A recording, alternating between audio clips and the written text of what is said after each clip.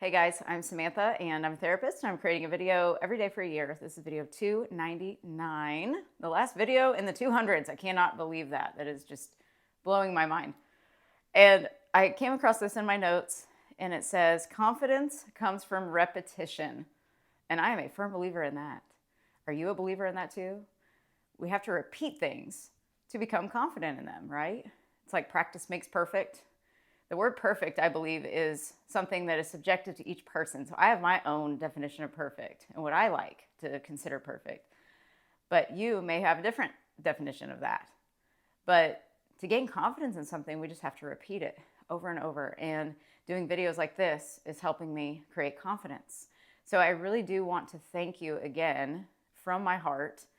Thank you, whoever watches this video, because each video I do is truly from my heart and from my notes, of course, my archives that I've been, collecting for the better part of a decade. Literally, there are 10 years of notes in my notes app. And I'm turning them into things. I'm finally turning them into things, but this is one of the things I'm turning them into. And it's because I'm going inside and just choosing things that I feel might help the most for some reason. You might need to hear this today. So I feel like whoever comes across these videos, you need to hear them at the perfect time. So always trust that your life is working out in perfect, orchestrated order. Always.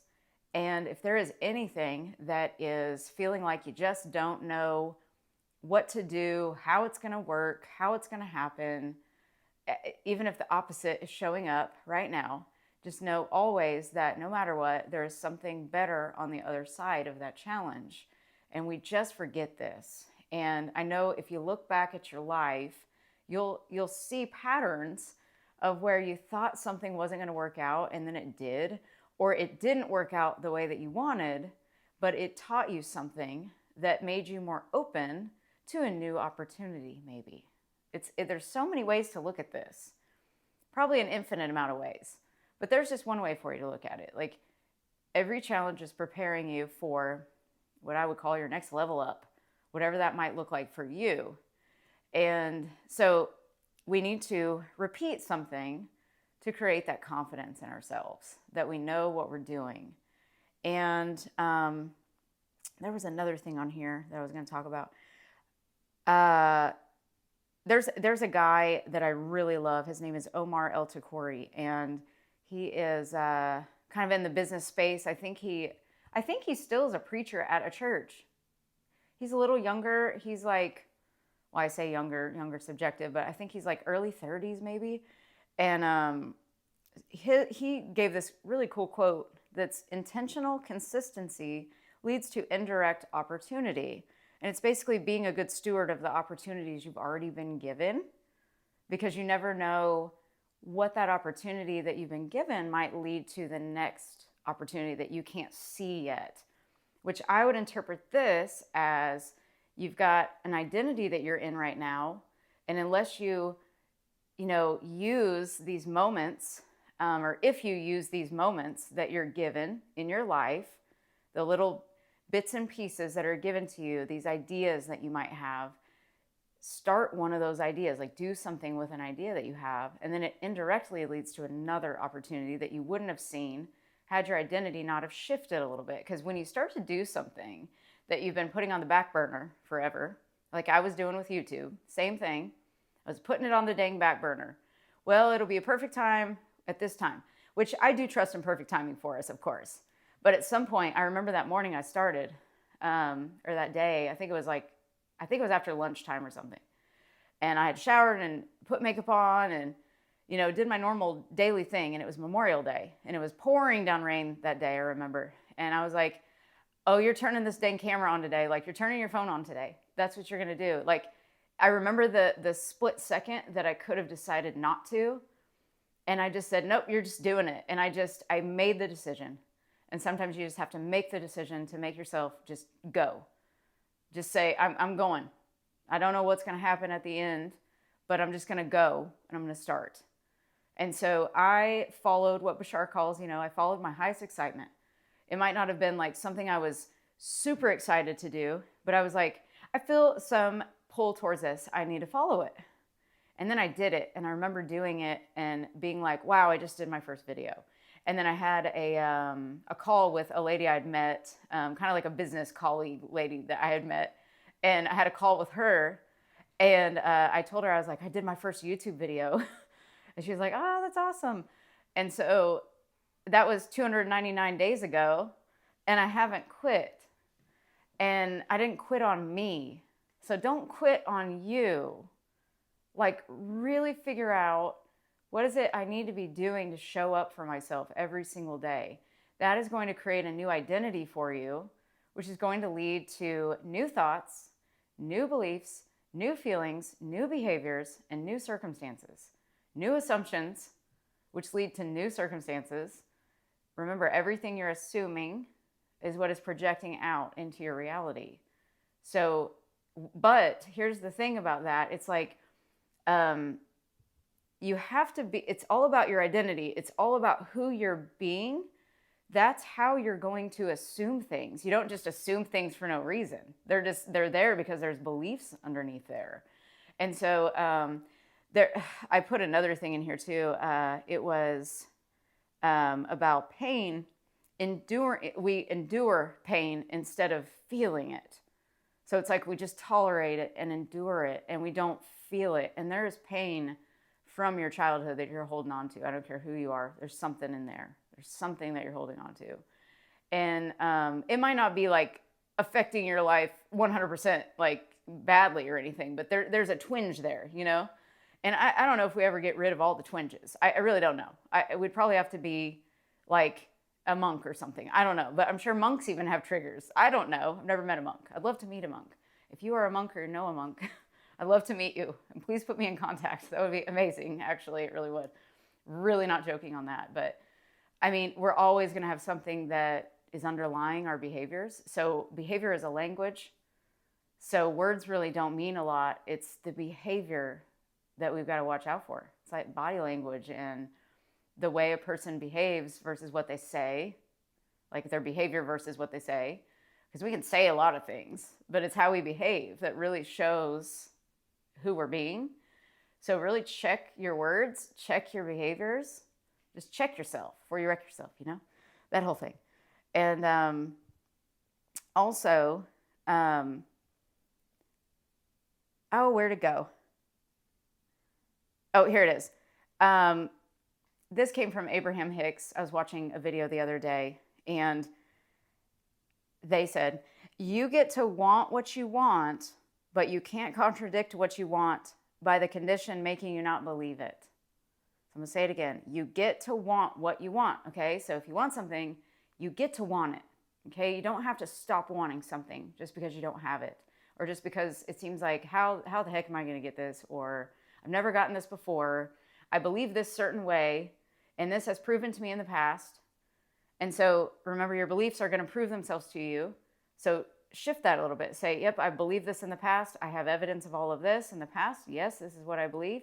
But we've got to change that belief in order to see something new. Remember, you change everything external from the internal first. And if you don't believe it, try it.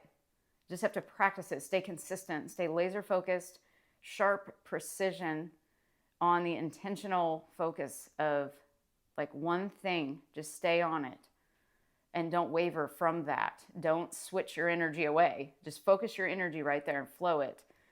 And so you get to want what you want. So don't stop wanting what you want. That's the key. We all think like, oh, maybe I should let this go. It's not going to happen. Or how would this even happen? I have no idea. No, you get to want it. So don't ever stop wanting. You get to want what you want, but you can't contradict what you want by the outside, by the condition making you not believe that you can have it or that it actually is already here. You just can't see it. It's unseen. It's invisible. But we got to make the unseen seen. That's what manifestation is. The unseen is being made seen. So this starts with, what am I believing? And remember to go back to childhood. I know a lot of people don't believe that just came out. That is true, actually. A lot of people don't believe that their childhood is connected to today.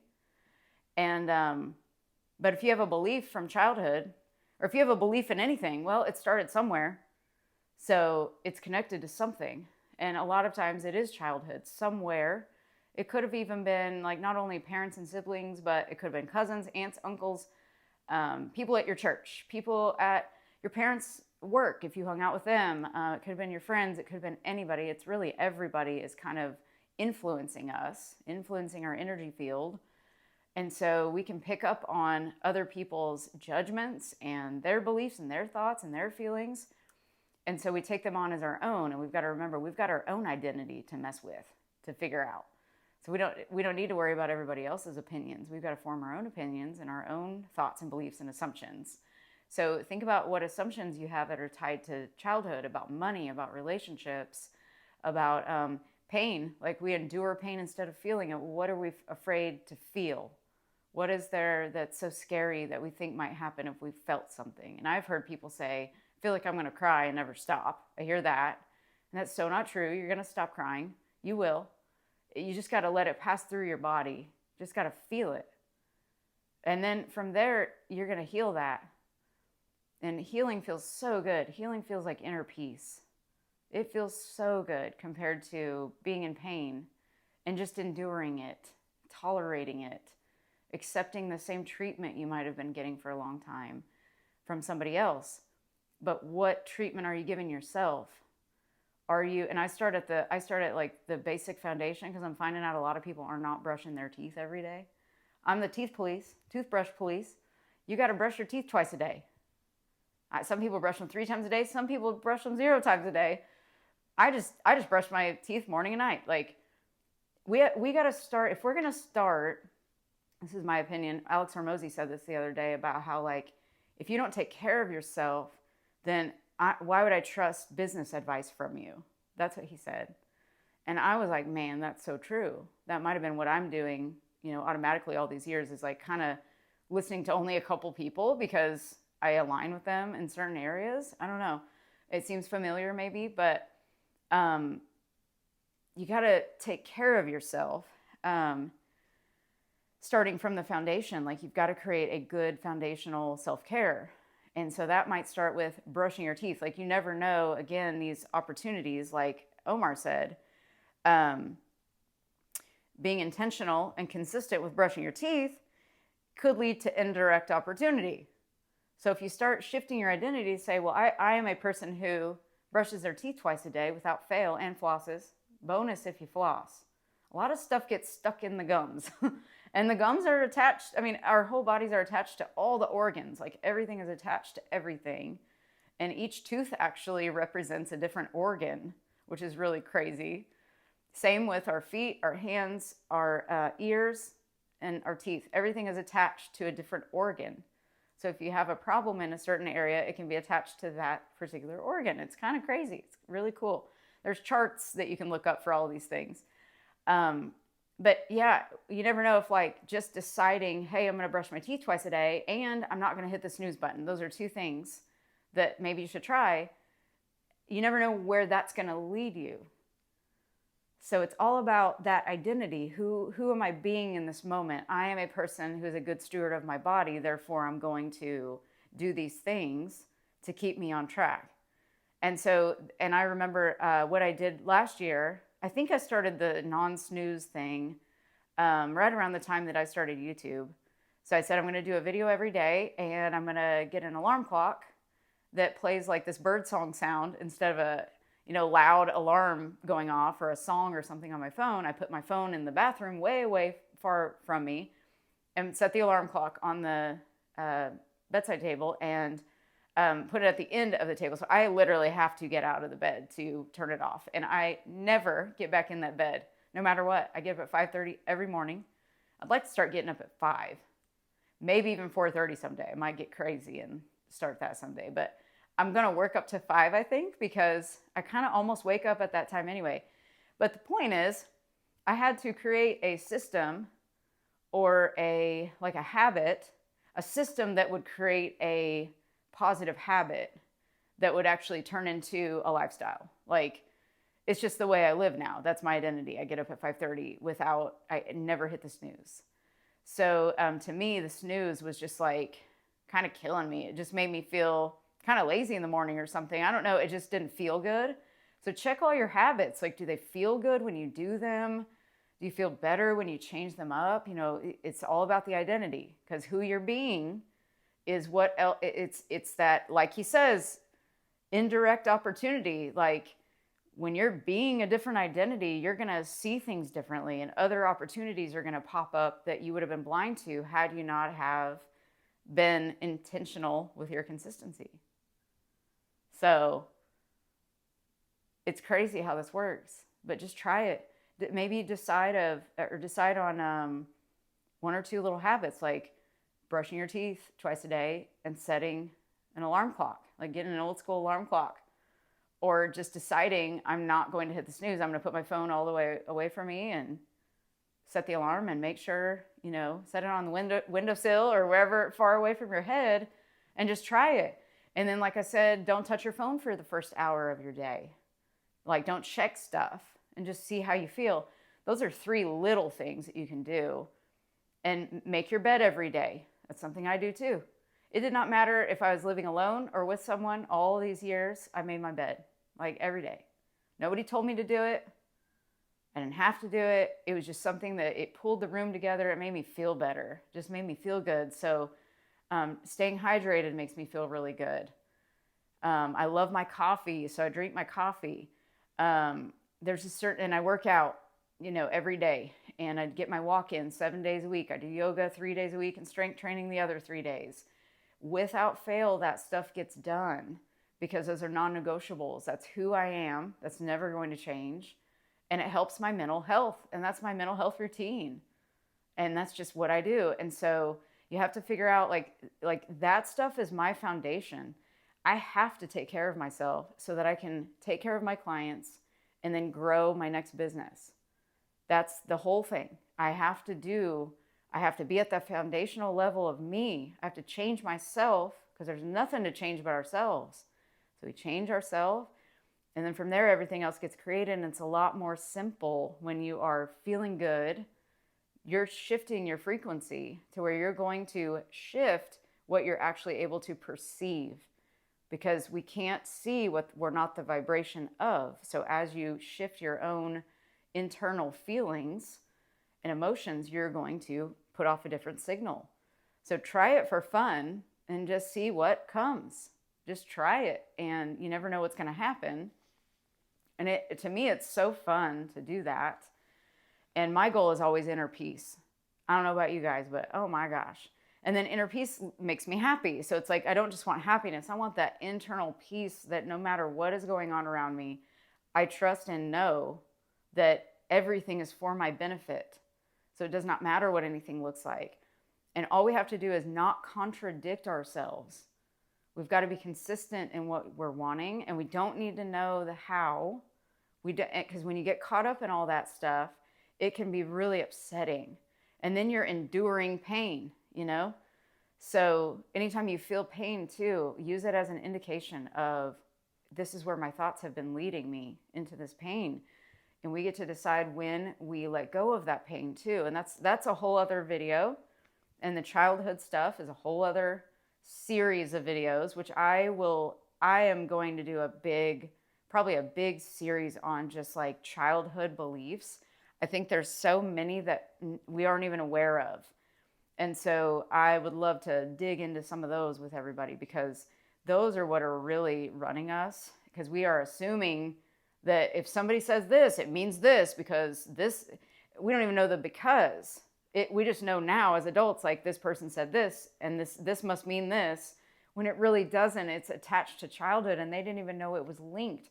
I've talked to fellow therapists that didn't even know that something was linked to their childhood, and I would mention it, and they'd be like, oh my God. So we just have blind spots, and sometimes we need somebody to talk it out with. So it's so helpful to have a support system. So I'm part of your support system, just to let you know. I'm always here. So comment down below. I do offer coaching, which I don't really like tell anybody about, but I do coaching. And of course I do therapy. If you're in the state of Oklahoma, hit me up. If you're out of the state of Oklahoma, I can't do therapy, but I can do coaching technically. So So yeah, I hope this helped you in some way. If it did, please share this with someone else who might benefit from the information. And remember, you're so loved. Tell yourself that in the mirror. Talk to yourself really nicely. Talk to your wrinkles. Tell them thank you. The little wrinkles around your eyes, that means that you just smile a lot. That's what I tell myself. I got lots of lines around that area, and I just smile all the time. So I love them. They're great. Just talk to yourself really nicely. Just be nice to yourself. That's my main message. Just be nice to yourself. Be kind and give yourself grace today and tonight whenever you see this. It's already nighttime. It's like almost 9 o'clock. I'm going to stop rambling. Thank you for listening. Please like and subscribe if you'd like to. And remember to appreciate yourself, because what you appreciate appreciates. And I'll see you tomorrow. Bye.